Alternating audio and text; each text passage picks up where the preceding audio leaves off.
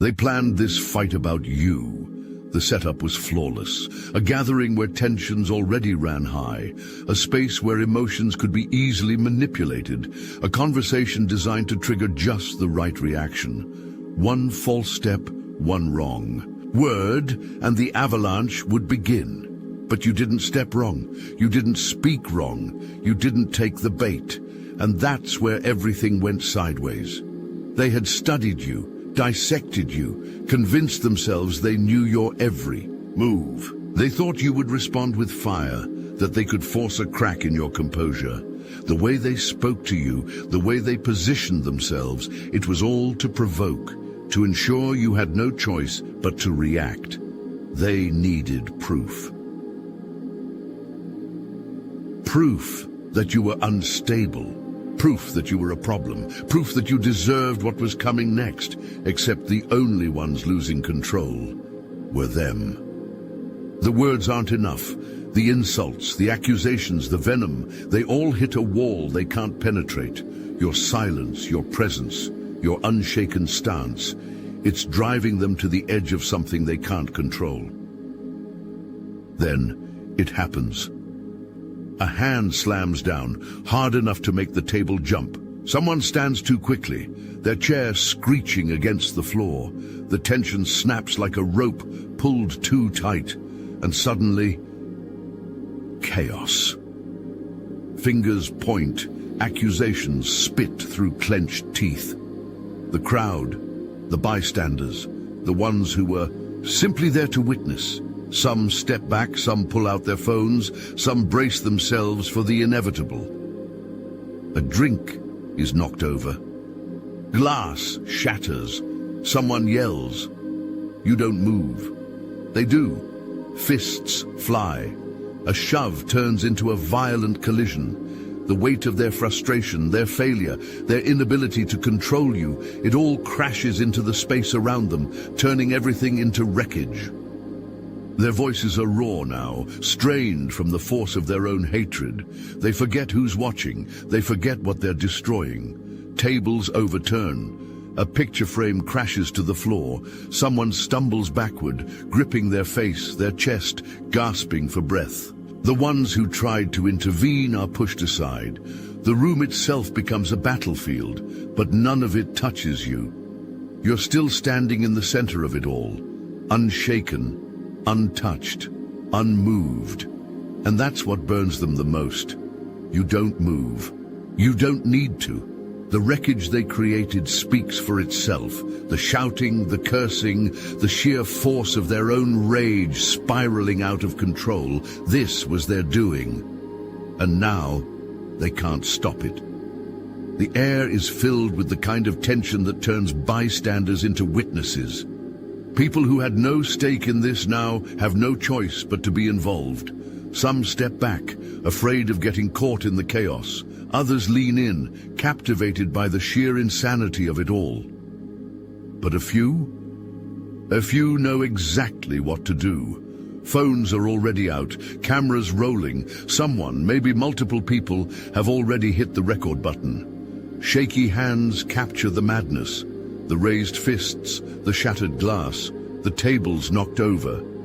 Everything they thought would work against you is now working against them. Someone gasps. Another stumbles back, covering their mouth in shock. The ones who thought they were just here for a normal day now find themselves gripping their phones tighter, knowing they're about to witness something that will be talked about long after this moment ends. Then, through the noise, a voice cuts through. Call 911. It's not you who says it, it's someone else. One of the bystanders, their eyes darting between the wreckage and their phone screen. Their fingers move fast, dialing. A voice on the other end picks up. Yes, there's a fight happening. They speak fast, urgent. They give the location, the details. Their voice rises as the chaos escalates. The energy shifts again. They wanted a spectacle. They wanted to make you the villain. But this isn't what they planned, because now it's out of their hands. You don't flinch when the sirens cut through the air. You don't move. When the flashing lights pour through the windows, staining everything in violent bursts of red and blue.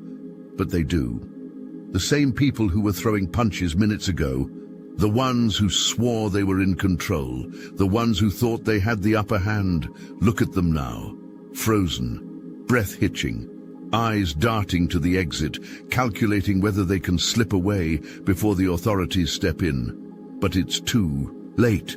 The sound of tires screeching against pavement sends a jolt through the room. Doors slam open. Heavy boots hit the ground, fast and deliberate. The police move like a force of nature, like a storm that doesn't ask permission before tearing everything apart. A uniformed officer steps inside, scanning the wreckage, the people, the scattered debris. His radio crackles. Someone from the crowd tries to explain, tries to weave a version of the story that might soften the consequences. It doesn't matter. The scene speaks for itself. A table overturned, glass shards glinting under artificial light, a streak of blood smeared across the floor from someone who hit the ground too hard. And then there's you, standing in the eye of the storm, untouched, unmoved, watching it all unfold. They wanted a public spectacle, and they got one, just not the way they envisioned. More officers flood in. Hands are yanked behind backs, metal cuffs snapping into place. Someone struggles, denial setting in, panic making their body twist against the restraint. They're yelling now, voice raw with desperation. It wasn't my fault. They started it. I didn't do anything, but the cameras don't lie, neither do the witnesses. The police don't ask questions that don't need answers. They separate the troublemakers, push them toward the waiting squad cars. A few are still trying to argue, still attempting to control the narrative. But the weight of the moment is too much. And then, the ambulance. Its presence is heavier than the flashing lights, more damning than the cuffs, because someone isn't just in trouble, someone is hurt. A stretcher is wheeled in. Medics move swiftly, efficiently. The tension shifts from fear of arrest to something more unsettling, fear of real consequences. You see it in their faces. The moment they realize this isn't just about words anymore, this isn't just about throwing a punch and walking away like nothing happened. This is bigger. One of them is leaving in cuffs. Another isn't walking out at all. They wanted a story where you were the problem. But this is the reality they created. They aren't in control anymore. They never were. You just watch. Because justice doesn't need your interference. It was always going to find them. You thought this was over. That the arrests, the flashing lights, the chaos, they were the final act. But this is just the beginning. Because the authorities don't stop at the fight. They don't just process the arrests, write up reports and walk away. No, this was too public, too violent, too reckless. Something like this doesn't just fade into the background. It demands scrutiny. So they start digging. At first it's routine, standard questioning.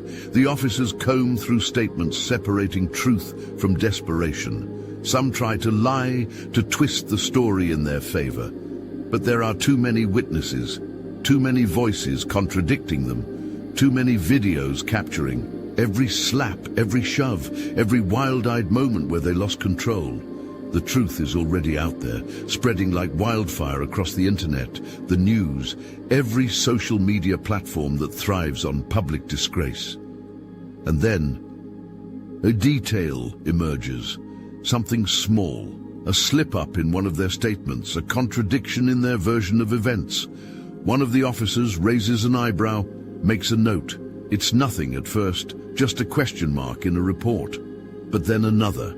Inconsistency appears, and another and another. This isn't just a brawl anymore. This isn't just a group of people losing their temper. This is a pattern, and the deeper they look, the worse it gets. Security footage surfaces, not just from today, but from weeks, months before. Conversations caught on tape, meetings held in hushed corners, digital trails that were never meant to be uncovered. You see the shift, the way the officers' expressions change from routine procedure to something more calculating. The way their questions become sharper, their interest more pointed. They're no longer just dealing with a fight, they're dealing with something bigger. Background checks roll in. Bank records, business dealings, connections they didn't expect to find. Some of them have more than just an arrest to worry about now. Some of them are sitting on a house of cards, one that was already unsteady before. They decided to make you their target. Now, it's all collapsing. You watch the realization hit them. The ones who had been so loud, so sure of themselves are quieter now. The arrogance is slipping, the confidence cracking. Their eyes dart between each other, searching for reassurance that isn't there, because they know what's coming. What was supposed to be your downfall has become something else entirely. Full-scale exposure, their records, their deals, their entire history. It's all under a magnifying glass now. You didn't have to lift a single finger.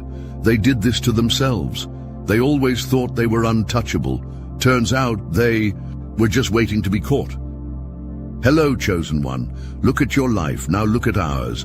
Back at your life, now back at ours. Sadly, you're not in the obsidian inner order, but you could be. Picture this. Weekly group calls with 450+ chosen ones recorded and available. Any time for your enlightenment. Our private Discord, it's not just active, it's alive, buzzing with ideas, breakthroughs, and that unstoppable chosen energy. Oh, and for you romantics out there, welcome to Chosen Singles, where soulmates meet under cosmic alignments, not cheap pickup lines. And if that's not enough, Star Chamber members unlock exclusive interviews with bona fide targeted individuals who faced the darkest trials and survived to tell the tale. Plus, our video specials, too bold, too raw, too spicy for YouTube. This isn't just a community, it's a revolution of soul and spirit. Look at your DMs. Now back at me, the link to join, it's in the description. Don't just swipe right on destiny, claim it. The Obsidian Inner Order. Smell like ascension, feel like magic. Live like a chosen one. They think they have you trapped. The meeting was carefully orchestrated, timing, location, even the people in the room. A sleek, glass-paneled conference room, the smell of expensive coffee, the hum of hushed conversations as they prepare for the moment you walk in. The tension is invisible, but thick enough to choke on. They've spent weeks crafting this moment, gathering what they think is leverage. Planting misleading information, feeding rumors into the right ears. The strategy is textbook manipulation.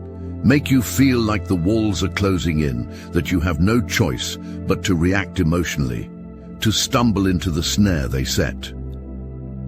You were supposed to be defensive. You were supposed to be shaken. You were supposed to panic. But you don't. The moment you step through the doors, they know something is wrong. You move differently, too steady, too controlled. You don't glance around the room, don't fidget, don't hesitate. You take your seat at the table as if the outcome of this meeting was never in doubt. And suddenly, they aren't so sure of themselves anymore. The charade begins. One of them clears their throat, leans forward, places a thick folder on the table with unnecessary theatrics. They talk about serious concerns, about new findings that raise questions about your role here. They gesture at vague inconsistencies, hint at ethical breaches, suggest that perhaps it's best if you step down before things become complicated. Power play, a bluff. They expect you to scramble, to justify, to deny, to play right into their hands. Instead, you pull out your own folder. A tablet, a USB drive, a set of irrefutable digital records, and you lay them down like a weapon. The shift in energy is instant. Some of them glance at each other, forced smiles slipping into something tighter, more restrained. Others lean back in their chairs, suddenly uncomfortable. Because they know what's inside that data. Proof.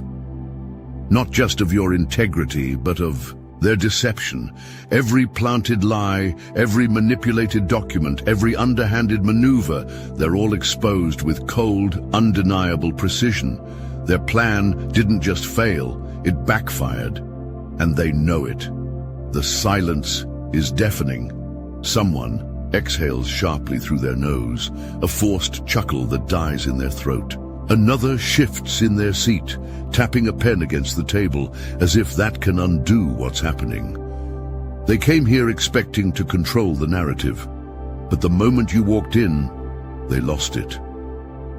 You let the silence stretch, let the weight of their failure press down on them. You don't argue, you don't plead, you don't even explain, because you don't have to.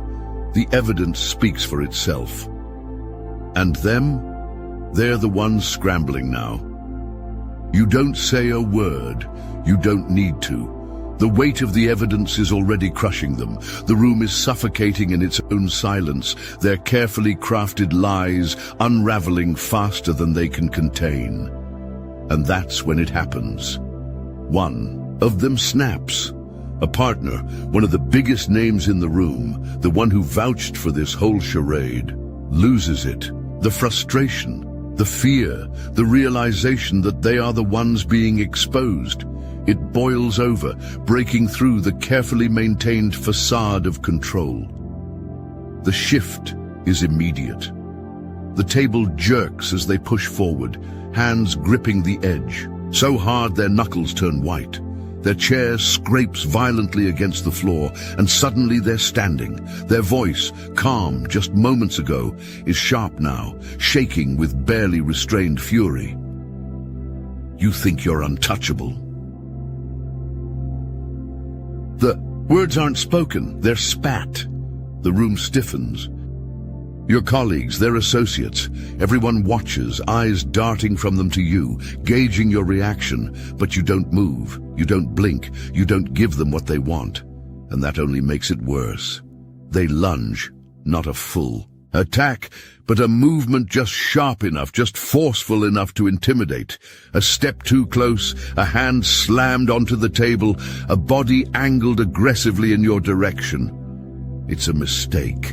A fatal one, because the cameras are rolling.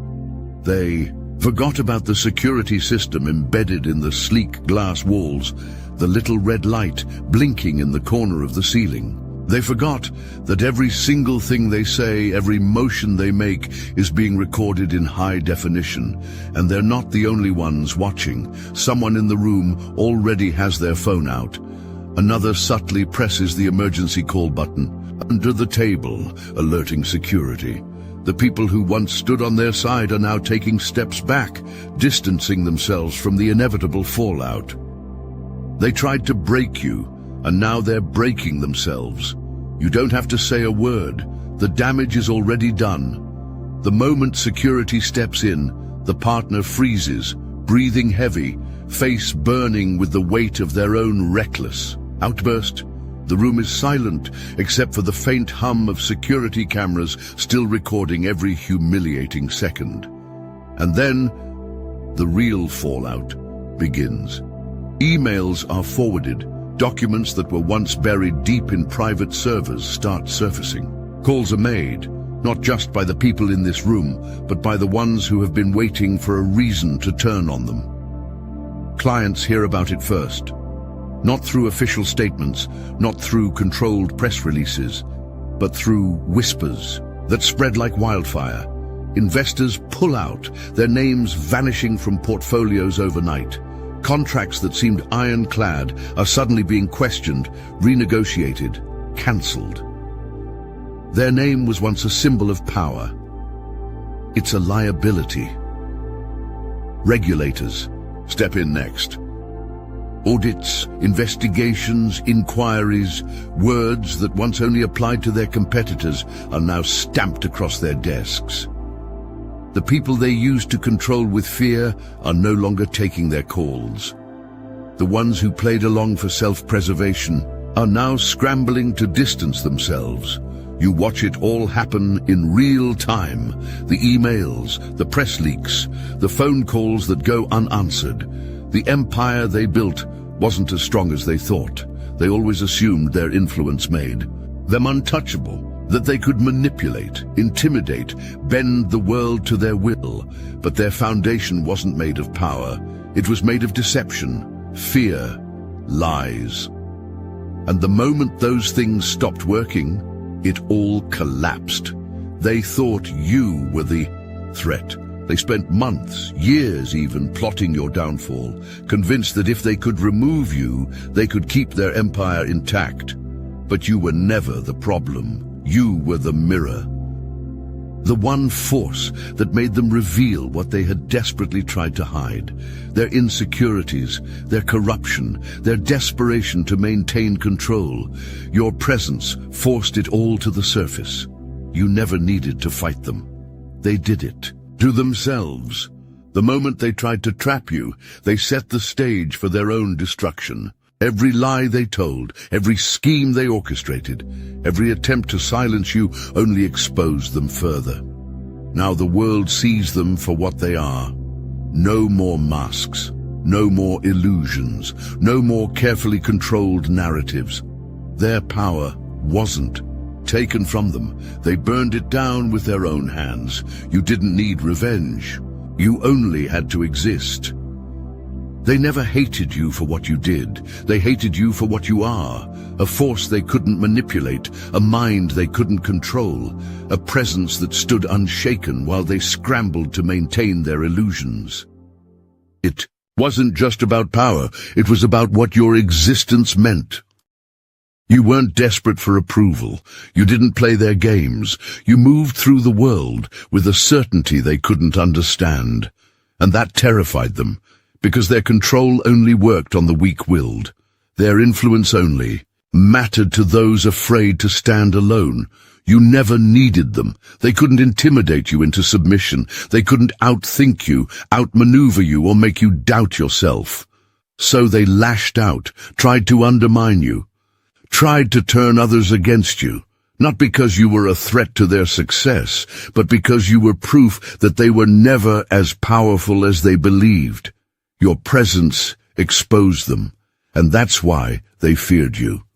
You don't look back. Their downfall echoes behind you, sirens, desperate voices, the weight of everything they tried to hide, crashing down in real time. But none of it touches you. They wanted to pull you into their chaos, to make you scramble, to see you break beneath their games. Instead, they shattered themselves, their anger, their arrogance, their endless need for control. It turned inward, devouring everything they built.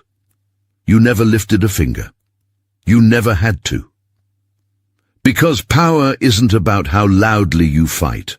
It's about how unshaken you remain when the storm comes.